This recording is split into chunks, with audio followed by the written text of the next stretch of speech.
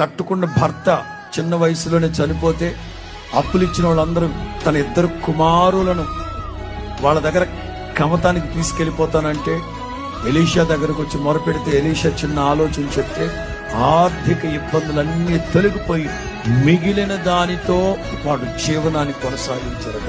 ఒక సేవకునిగా ఆనబెట్టి చెప్తున్నాను, క్రీస్తు యేసు ఎదుట ఇప్పటి వరకు ఆర్థికంగా మీరు చాలని స్థితిలో ఉన్నారేమో. యేసు నామములో మీరు బలహీనులు కాక ధైర్యం వహించండి. యేసు నామములో నా దేవుడు మిమ్మల్ని ఆర్థిక మాంద్యంలో నుంచి విడిపించును గాక.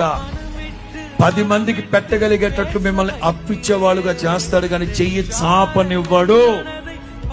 ఆర్థికంగా నా దేవుడు మిమ్మల్ని బలపరచును గాక.